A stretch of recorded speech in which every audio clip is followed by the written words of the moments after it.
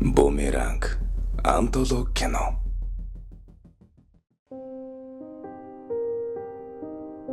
Чарльз Буковский эрх чөлөөшүүлгээс сэдэвлэн бүтээв.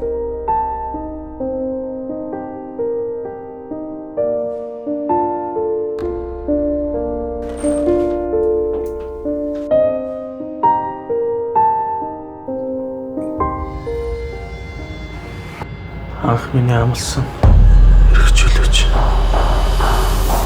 огт өөр зүйл шүү дээ.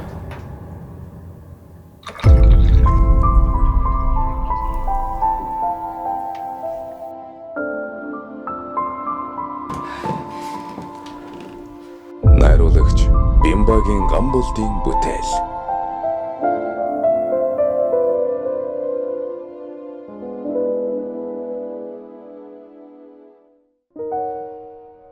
Эрх чөлөө.